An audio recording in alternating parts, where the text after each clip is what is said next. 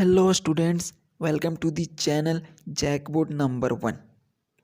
आज आप लोगों के लिए कंप्यूटर साइंस स्टूडेंट जैकबोर्ड के लिए पार्ट 2 वीडियो है। पार्ट 1 हमने कंप्लीट कर लिया था। यदि आपने नहीं देखा है तो उसे ज़रूर जाकर देख लें। उसमें हमने 23 क्वेश्चन तक MCQ कंप्लीट कर लिया था। आज हम लोग 24 से आगे क्वेश्चन देखने वाले हैं और हम लोगों का ये सीरीज पार्ट 1, पार्ट 2, पार्ट 3 करके आगे बढ़ते रहेगा। और आप लोगों को पता होना चाहिए 500 क्वेश्चन करवाया जाएगा कंप्लीट, ताकि आप लोगों का एक सिंगल मार्क्स भी एग्ज़ाम में ना कट सके। और आप इस वीडियो को कंप्लीट फॉलो करें और नोट्स को बनाते चलेंगे, ताकि आपको स्कोर डेफिनेटली 100% मिले। तो चलिए हम अपने वीडियो में क्वेश्चन को बढ़ाते हैं। तो हम लोग देख रहे थे 23 क्वेश्चन को। अब 24 को देखते हैं कि एक character constant in C++ must contain 1 character.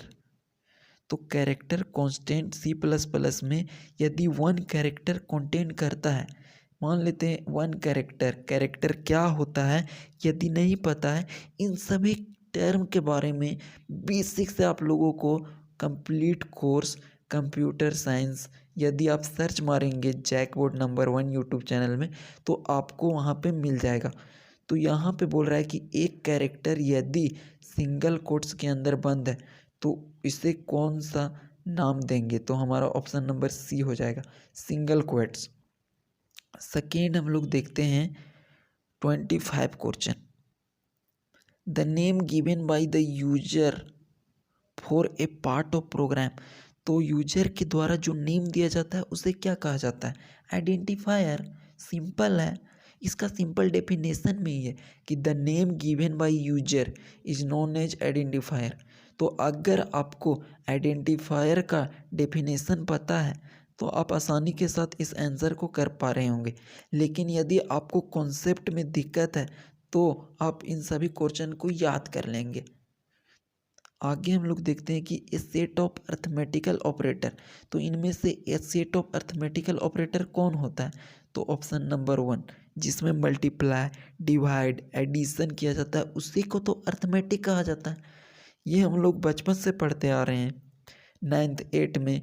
आगे हम लोग देखते हैं 27, टू कैलकुलेट रिमाइंडर।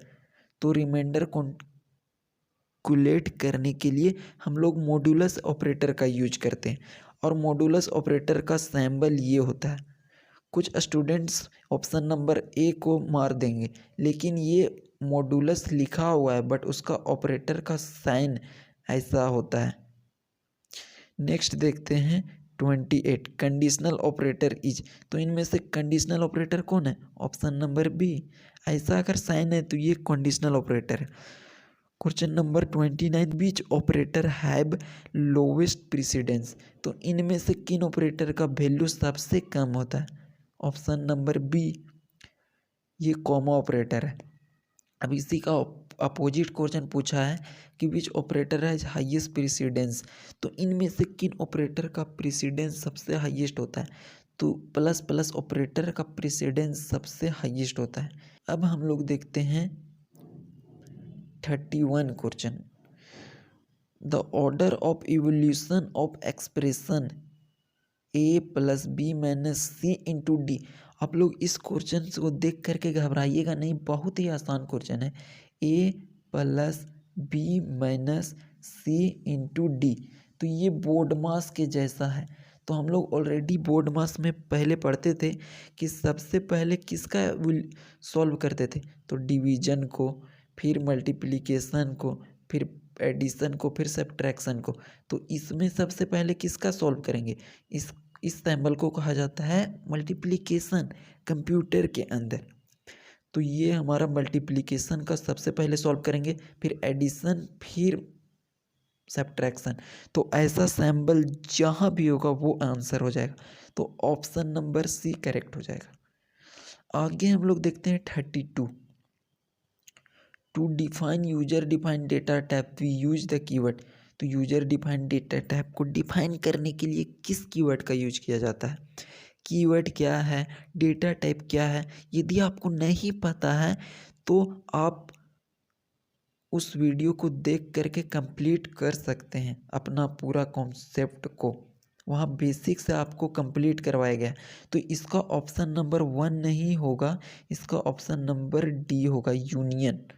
इस यहाँ पे आप इसका डेफिनेशन भी पढ़ सकते हैं। Question number 33, the logical not operator. तो इनमें से लॉजिकल नॉट ऑपरेटर कौन है, ये ऑप्शन नंबर ए। आगे हम लोग देखते हैं क्वेश्चन नंबर 34। तो क्वेश्चन नंबर 34 बोल रहा है कि evaluate B is equal to A plus plus plus A plus plus A if A is equal to 10। तो इसको सॉल्व करना है। तो इसको सॉल्व करना बहुत आसान होता है। ये देखने में कॉम्प्लिकेटेड हार्ड लग रहा है बट बहुत आसान है। आप लोगों को बता दें कि बी का वैल्यू कितना दिया हुआ है, A plus plus plus plus plus A, ये दिया हुआ है हमारा क्वेश्चन। और हमको दे दिया कि ए का वैल्यू दिया हुआ है 10। तो सबसे पहले यहाँ पे हम लोग देखेंगे कि इस एक्सप्रेशन के अंदर जो ये वाला पार्ट है इसको कहा जाता है पोस्ट इंक्रीमेंट ऑपरेटर और इसको कहा जाता है प्री इंक्रीमेंट ऑपरेटर। पोस्ट मतलब बाद में प्लस प्लस है और प्री मतलब पहले है। तो सबसे पहले प्री का मतलब पहले वैल्यू को बढ़ाना होता है। तो प्री ऑपरेटर है, इसीलिए 10 के बदले यहाँ ए का वैल्यू 11 हो जाएगा। अब इसके अंदर पुट कर देंगे B is equal to A plus plus. अब ए का वैल्यू 10 नहीं रहा, ए का वैल्यू 11 हो गया। प्लस प्लस प्लस ए का वैल्यू क्या किए थे, 11। तो 11 11 22। तो ऑप्शन नंबर बी मेरा करेक्ट हो जाएगा। तो यहाँ पे कॉन्सेप्ट आसान था कि जो प्री इंक्रीमेंट रहेगा उसी के वैल्यू के अनुसार से करना रहेगा। क्वेश्चन नंबर 35 देखते हैं कि in C plus plus if J is equal to 5 the value of this. तो ये भी बहुत आसान है, देखने में हार्ड लग रहा है बट हार्ड नहीं, बहुत सिंपल है। आपको बताते हैं, यहाँ पे लिखा हुआ 5, उसके बाद मल्टीप्लिकेशन का साइन है इसको, फिर प्लस प्लस जे है। तो प्लस प्लस जे मतलब प्री इंक्रीमेंट ऑपरेटर। और प्री इंक्रीमेंट का मतलब होता है पहले वैल्यू को बढ़ा लेता है। और जे का वैल्यू आप देख सकते हैं कि 5 दिया हुआ है। तो 5 के बदले यहाँ पे 6 हो जाएगा प्री इंक्रीमेंट के चलते। तो 6 और मॉडुलस 6। तो 6 पचे कितना हो जाएगा 30 और मॉडुलस 6। और मॉडुलस ऑपरेटर आप लोगों को बताए थे कि ये रिमाइंडर देता है। तो 6 को 30 से डिवाइड करेंगे तो रिमाइंडर कितना आता है, 6 5 जा 30 means remainder is equal to 0। तो ऑप्शन नंबर सी मेरा करेक्ट हो जाएगा। आगे देखते हैं हम लोग क्वेश्चन नंबर 36 में बोल रहा है कि ए सेट ऑफ लॉजिकल ऑपरेटर। तो इनमें से लॉजिकल ऑपरेटर का शॉर्ट कौन है, ऑप्शन नंबर बी, ये हमारा लॉजिकल ऑपरेटर का सेट है। क्वेश्चन नंबर 37 देखते हैं, which of the following is insertion operator. इनमें से इंसर्शन ऑपरेटर कौन है, तो ऑप्शन नंबर सी करेक्ट हो जाएगा। इसको इंसर्शन ऑपरेटर कहा जाता है या फिर आउटपुट ऑपरेटर के भी नाम से जाना जाता है। क्वेश्चन नंबर 38 देखते हैं, रीमा इज एन एग्जाम्पल। तो जिस भी चीज़ को डबल कोट्स ऐसा के अंदर लिख दिया जाता है वो हमेशा स्ट्रिंग कांस्टेंट हो जाएगा। तो ऑप्शन नंबर मेरा सी करेक्ट हो जाएगा, स्ट्रिंग लिटरल्स। और लिटरल्स को ही हम लोग क्या कहते हैं, कांस्टेंट। तो ये भी क्वेश्चन पूछता है कि लिटरल को और क्या कहा जाता है। क्वेश्चन नंबर 39 हम लोग देखते हैं। 39 में बोल रहा है कि char int and float data type are. तो इनको किस प्रकार का डेटा टाइप कहा जाता है, तो fundamental data type.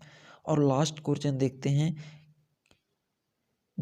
Dash loop, इनमें से कौन सा loop, dash loop will execute at least one when condition is fall.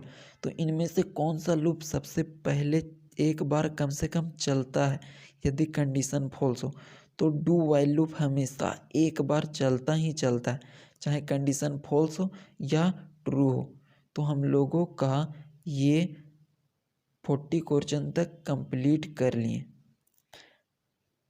40 question इस पार्ट 2 में कंप्लीट कर लिए। अगले पार्ट में हम लोग आगे का क्वेश्चन देखेंगे। तब तक के लिए थैंक यू।